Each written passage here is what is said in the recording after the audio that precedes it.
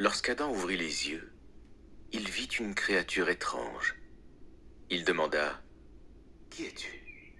Une femme, Pourquoi as-tu été créé ? pour que tu trouves le repos auprès de moi. Les anges demandèrent « Comment s'appelle-t-elle » Ève.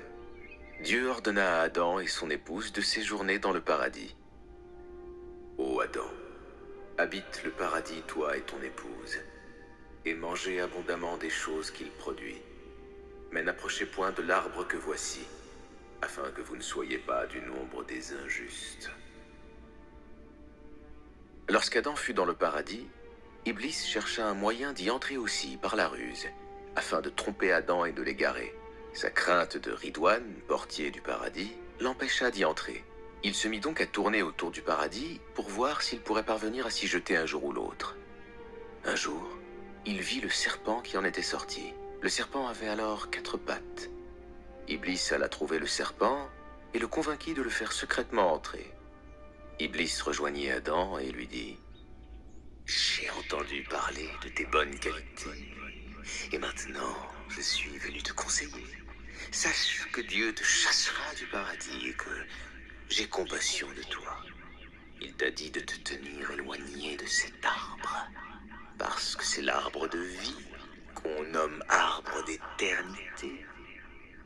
Dieu ne chassera pas du paradis quiconque mangera de son fruit. » Adam dit alors « Je n'exécuterai point tes ordres, je ne mangerai point du fruit de cet arbre, et je ne cesserai point de faire ce que Dieu m'a ordonné. » Ève, se laissant séduire par les douces paroles d'Iblis, leva la main, cueillit un peu du blé de cet arbre, le mit dans sa bouche et le mangea. Adam, voyant qu'elle n'en éprouva aucun mal, en mangea aussi. Ils désobéirent à Dieu, alors leur apparut leur nudité. Ils se mirent à se couvrir avec des feuilles du paradis. Dieu dit « Ne vous ai-je pas interdit cet arbre? Et ne vous ai-je pas dit que le diable était pour vous un ennemi déclaré ?»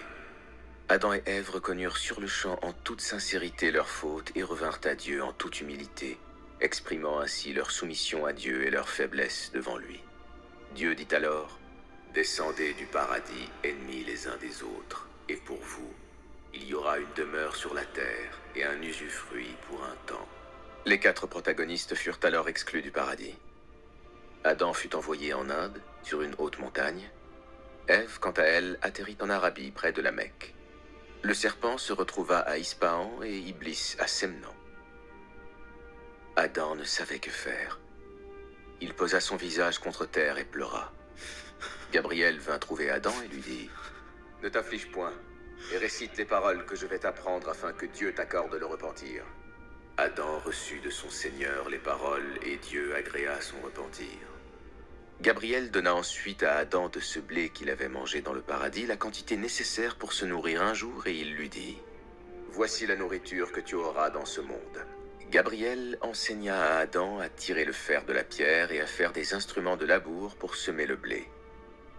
Il fit ensuite la moisson, battit le blé et le vanna. Il en fit de la farine, puis du pain. Il en mangea après de longs efforts et une grande peine. Dieu envoya du paradis une maison de rubis. On apporta ensuite du ciel cette maison qui est la maison visitée, et on la plaça où elle se trouve aujourd'hui dans le temple de la Mecque. Gabriel apprit à Adam à faire le pèlerinage. Adam et Ève n'avaient point de nouvelles l'un de l'autre. Ève était devenue triste et elle vivait pleine de chagrin. Un jour, elle regarda au loin et vit Adam arriver du côté de la Mecque. Adam et Ève se retrouvèrent dans le lieu que l'on nomme Arafat. Une joie immense les submergea.